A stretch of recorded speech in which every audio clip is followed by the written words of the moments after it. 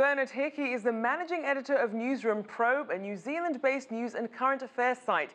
He joins me now from Auckland to further discuss this weekend's election. Thanks for being with us. Good afternoon.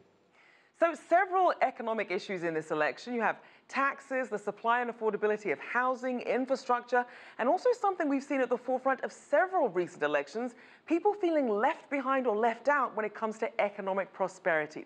How do the leading candidates plan to tackle these issues? Well, the Labour leader has promised to build 100,000 new houses over the next 10 years.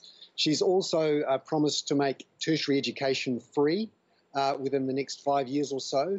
And she has promised to increase the incomes of people on low incomes. The current government, the centre-right National League government, is also building some new houses, but not quite so many. It has also increased the incomes of people on lower incomes with tax credits and with accommodation supplements. So these are government subsidies for rental accommodation. And both of them are also promising cheaper doctors' visits and easier access to the medical system. So both parties are saying they can use the current economic strength to deliver gains to those who are at the lower end of the socioeconomic spectrum. The question is, which party is delivering more? Those at the lower end, and Labour is arguing, particularly with a focus on affordable housing and on free tertiary education, that it can appeal more to those at the lower end of the spectrum. Now, what about New Zealand's business community? What are they hoping to see in terms of an outcome? Well, generally, the business community is in favour of the centre-right party, as you'd expect, and most will be voting again for a fourth term for another 3 years of National Party rule. But it's interesting, when you scratch beneath the surface and you ask people, what is it you want to see, there is some unhappiness with how the government has managed, in particular, infrastructure. New Zealand has had an enormous population shock. For the last 3 or 4 years, its population has been growing at a rate of around 2% per year. And when you look at New Zealand's net migration rate, it is actually 5 times faster than the net migration rate into America, 3 times faster than the net migration rate into Britain. And that very strong and fast population growth, mostly from net migration, has caused all sorts of stress in our infrastructure. So in Auckland, I'm talking to you from now, there's a real problem with congestion. Commuting times have increased sharply because there's about 200 cars a week going onto the roads. There are shortages in schools and hospitals and a lot of need for new infrastructure spending. Now, we've also seen that New Zealand joins a number of countries that have been pushing for policies reducing visas for foreign workers and making companies prove that they at least tried to hire New Zealanders first before offering the jobs to others. How much will immigration factor into this election? Well, it has been a relatively quiet issue and quieter than many expected 2 or 3 months ago.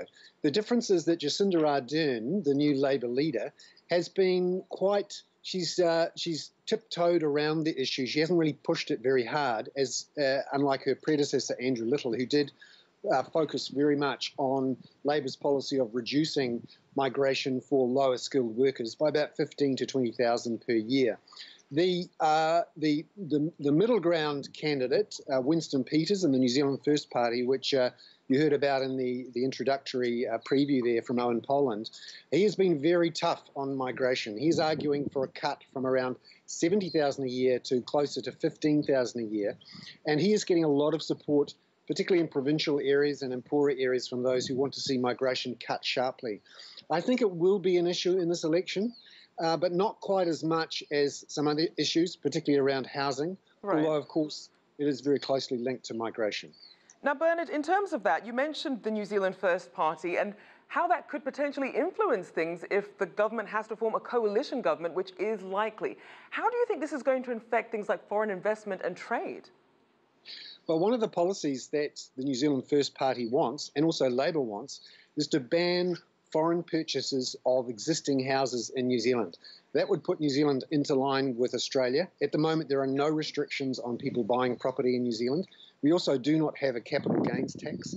So that means it's a pretty open and free market, and house prices here have risen very sharply. They've actually risen faster than house prices in America and Britain and Australia in the last 30 years. So that could have an impact on the housing market here if there is a Labour New Zealand First government. And also New Zealand First, if it does join up with the National Party, is probably going to demand a ban on foreign buyers too. It'll be a closely watched election indeed. Thanks so much, Bernard Hickey, Managing Editor of Newsroom Pro.